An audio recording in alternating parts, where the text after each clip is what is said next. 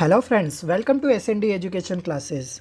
Welding exam MCQ series का part 4 आ चुका है फ्रेंड्स, जिसमें हम आज एसएससी, इसरो, डीआरडीओ, आईओएफ में जो क्वेश्चन आपके वेल्डिंग से रिलेवेंट पूछे गए थे वो हम आज यहाँ पर विथ प्रूफ के साथ और कंप्लीट डिटेल के साथ में कवर करेंगे। तो अंत तक मेरे साथ बने रहें। चलिए शुरू करते हैं। और यदि आपने हमारे चैनल को अभी तक सब्सक्राइब नहीं किया है तो सब्सक्राइब कर लें, साथ ही बेल आइकन को भी प्रेस कर लें।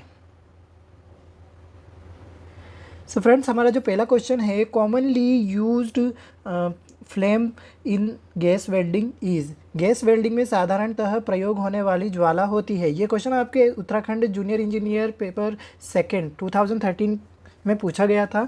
तो जो कि नॉर्मली अगर यूज़ करते हैं तो हम यहाँ पर नेचुरल फ्लेम का इस्तेमाल करते हैं।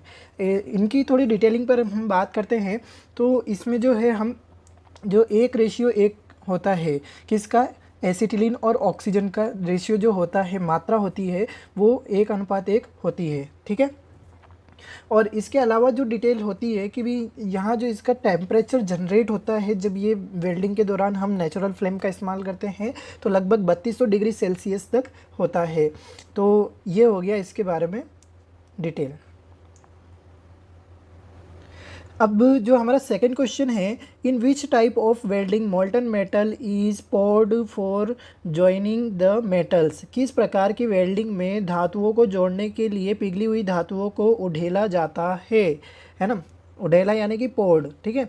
अब ये भी क्वेश्चन आपके सेम क्वेश्चन पेपर में आया था, तो मैं आपको बता दूं कि यहाँ जो इसका राइट आंसर होगा फ्रेंड्स वो होता है आपके थर्मिट वेल्डिंग। थर्मिट वेल्डिंग में उढेला जाता है, मतलब जो प्रोसेस होती है उसके दौरान उढेला जाता है धातु को, पिघली हुई धातु को। ठीक है।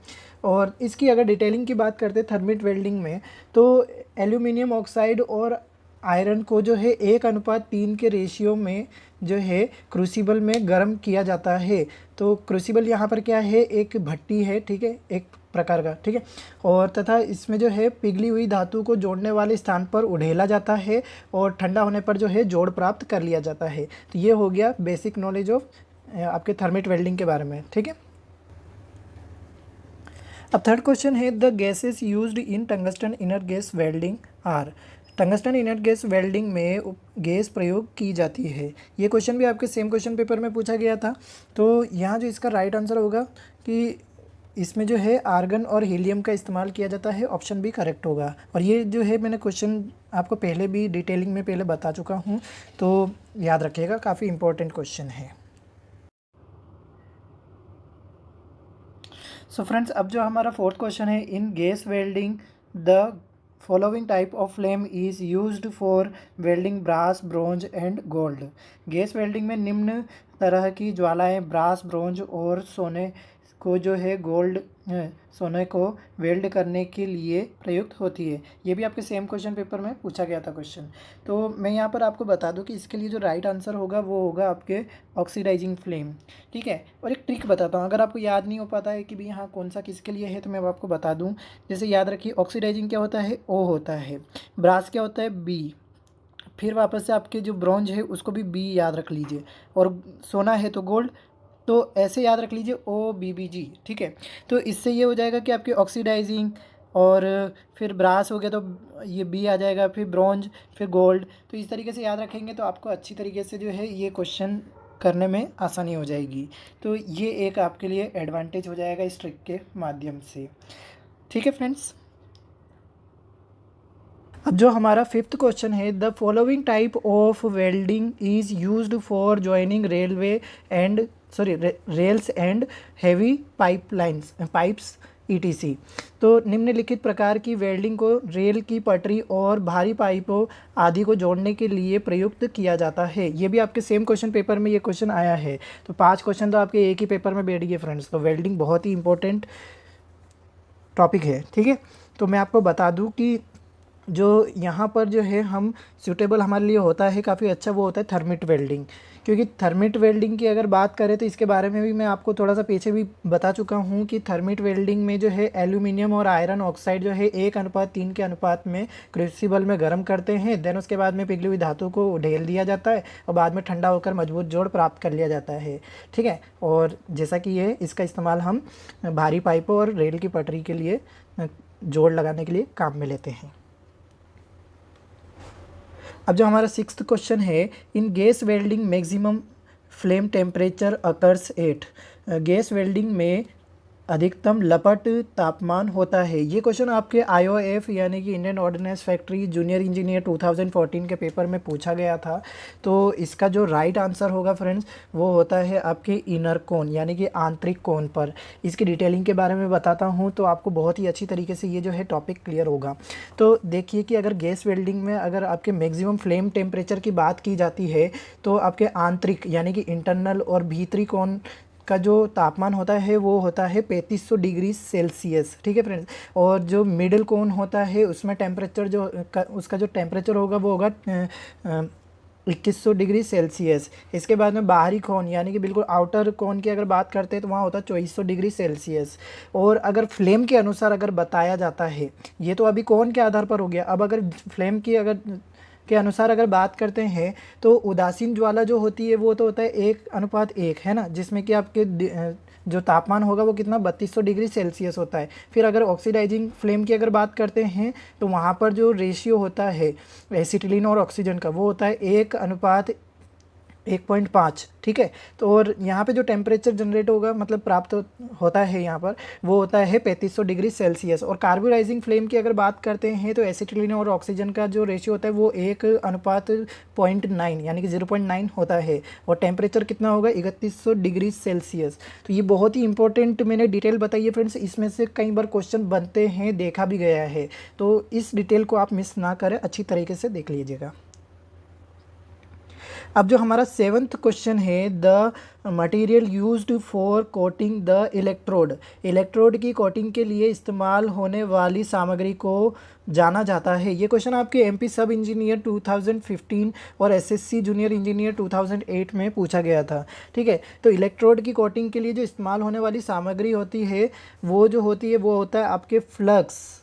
देखिए ये क्वेश्चन थोड़ा सा घुमाने वाला है लेकिन आंसर इसका बिल्कुल ईजी है, क्योंकि इलेक्ट्रोड के ऊपर जो कोटिंग की जाती है, ठीक है, तो वहाँ जो सामग्री इस्तेमाल, ये सामग्री वर्ड थोड़ा सा आपको कंफ्यूज कर सकता है लेकिन यहाँ बिल्कुल राइट आंसर होगा फ्लक्स। ठीक है। अब देखिए एट्थ क्वेश्चन जो है, fluxes are used in welding in order to protect the molten metal and the surface to be joined from. Welding में गालकों का प्रयोग गलित धातु को बचाने के लिए किया जाता है तथा सतहों को इनमें से किसके साथ जोड़ा जाता है। ये क्वेश्चन आपके डीएमआरसी जूनियर इंजीनियर 2013 और एसएससी जूनियर इंजीनियर 2008 में पूछा गया था। तो इसका राइट आंसर क्या होगा फ्रेंड्स, वो होता है हमारे ऑक्सीडाइजिंग फ्लेम। ठीक है। और जैसा कि मैंने आपको ऑक्सीडाइजिंग फ्लेम के बारे में बताया है था कि ऑक्सीडाइजिंग फ्लेम का जो टेम्परेचर हमको अवेलेबल होता है, ठीक है, वो होता है आपके यहाँ पर अगर कोन के हिसाब से अगर अगर ज्वाला की बात करते हैं तो टेम्परेचर 3500 डिग्री सेल्सियस होता है। तो ये बहुत इंपॉर्टेंट चीज़ है, ध्यान रखिएगा। अब जो नाइन्थ क्वेश्चन है, generally used fuel gas in gas welding is. Gas welding में सामान्यतः प्रयोग की जाने वाली ईंधन गैस है। तो जो जनरली हम यूज़ करते हैं तो वो होती है आपके ऑप्शन सी C2H2 यानी कि एसिटिलीन। ठीक है। और इसका जो एक दूसरा नाम भी होता है वो होता है IUPAC नेम, जो कि इथाइन होता है। तो ये भी याद रखिएगा। काफ़ी जो पिछली सीरीज़ थी उसमें मैंने आपको इसके बारे में बताया था। और ये क्वेश्चन जो है आपके SSC junior engineer 2014 morning shift में पूछा गया था। और चलिए आगे बढ़ते हैं। अब जो हमारा 10th क्वेश्चन है, in arc welding temperature generated is the order of. अब देखिए आर्क वेल्डिंग में उत्पन्न तापमान लगभग कितना होता है। तो फ्रेंड्स मैंने आपको बताया था कि भाई आर्क वेल्डिंग के अंदर जो लगभग तापमान यहाँ पर होगा वो आपके 5500 होगा। ठीक है। Option B. ठीक है। आर्क वेल्डिंग के बारे में थोड़ा सा डिटेल में हम जानते हैं। तो आर्क वेल्डिंग जो होता है बिजली के इलेक्ट्रोड, एनोड और कैथोड के मध्य जो है वायु में उत्पन्न किया गया इलेक्ट्रॉनों का जो है एक विसर्जन होता है। ठीक है। और जो इसके जो स्वरूप और गुण ज्वाला में जो होते हैं कि समान होता है। ठीक है। और जो आपके इलेक्ट्रोड और कार्यखंड के मध्य जो है 1 mm से 10 mm तक जो है रिक्त स्थान में जो है आर्क जनरेट किया जाता है। तो ये रेंज थोड़ा सा ध्यान रखिएगा, 1 mm से 10 mm के बीच में जो है इतना गैप होता है एक वर्कपीस और आपके इलेक्ट्रोड के बीच में। ठीक है। तो ये इसका डिटेलिंग होगा। अब जो 11th क्वेश्चन है, electrode used in TIG is, TIG में प्रयोग किए जाने वाला इलेक्ट्रोड है। और ये क्वेश्चन आपके SSC junior engineer 2014 evening sheet में आपसे पूछा गया था। तो यहाँ पर जो इसका राइट आंसर होगा, टीआईजी वेल्डिंग में हम कॉपर का जो है इलेक्ट्रोड इस्तेमाल करते हैं, पहले भी मैंने बताया था इसके बारे में, ठीक है। और टीआईजी वेल्डिंग का पूरा नाम क्या होता है, टंगस्टन इनर्ट गैस वेल्डिंग, है ना। और ये नॉन कंज्यूमेबल इलेक्ट्रोड होता है। तो ये होता है इसका डिटेलिंग। अब जो 12th क्वेश्चन है, which of the following is an example of semi automatic welding process, निम्नलिखित में से कौन सा अर्ध स्वचालित वेल्डन प्रक्रम का उदाहरण है। ये क्वेश्चन आपके एसएससी जूनियर इंजीनियर 2011 में पूछा गया था। तो देखिए सेमी ऑटोमेटिक बोला गया है, तो मतलब कि ऑटोमेटिक भी है और नहीं भी है ना। ये दोनों के बीच की जो एक स्थिति होती है उसे वो है। तो यहाँ जो इसका राइट आंसर होगा फ्रेंड्स, वो होता है आपके option C, submerged arc welding, SAW, ठीक है।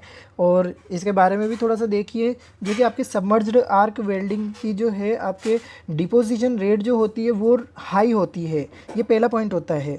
और इसके आर्क जो है वेल्डन मेटल और वेल्ड पूल और वेल्डिंग बीड पूरी तरह से जो है फ्लक्स से ढकी होने के कारण जो है स्पेल्टरिंग नहीं होने देती है ना, नहीं होता है। और वेल्डिंग की गति जो रहती है वो हाई रहती है, ठीक है। तो ये इसकी डिटेलिंग होता है।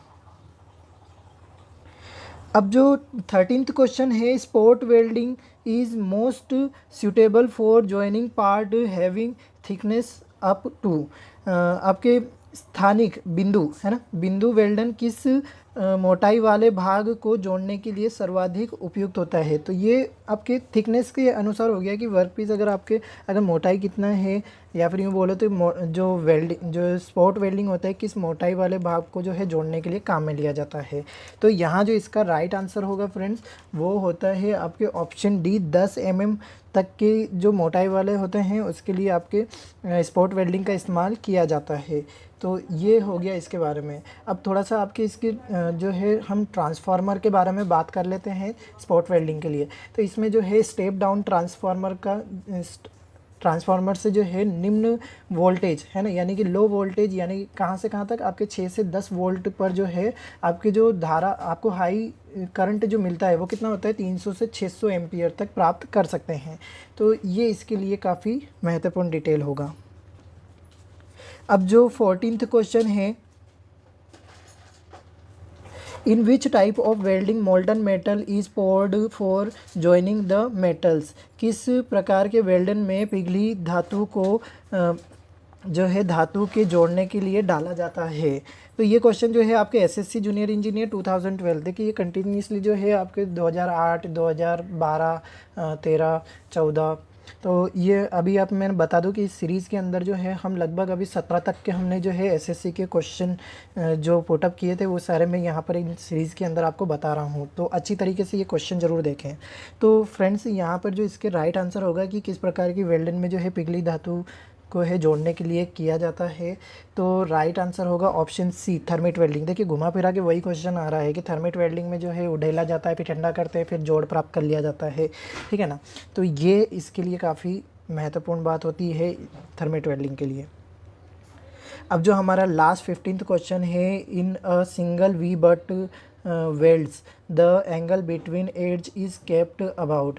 फ्रेंड्स मैं बता दूं कि ये क्वेश्चन जैसे कि अभी यहाँ पे बता ही रखा है कि आपको एसएससी जूनियर इंजीनियर में आया, लेकिन मैंने ये क्वेश्चन जो है 2017 के अंदर जो इसरो का हुआ था पेपर, ठीक है, उसमें जो है ये क्वेश्चन आ चुका है। और मैं बता दूं कि जैसे कि ये क्वेश्चन क्या कह रहा है, एकल वी बट के वेल्डों के सिरों के बीच का जो एंगल कितना रखा जाता है।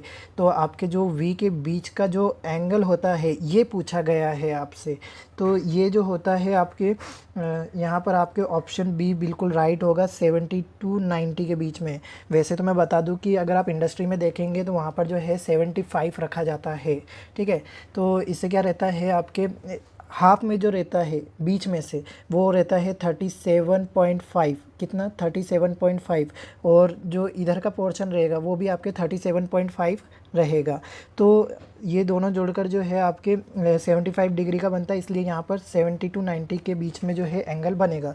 तो ये यदि वीडियो अच्छा लगा हो तो लाइक कमेंट और शेयर करना ना भूलें, साथ ही चैनल को सब्सक्राइब कर लें और बेल आइकन को भी प्रेस कर लें। इसी के साथ में जय हिंद जय भारत।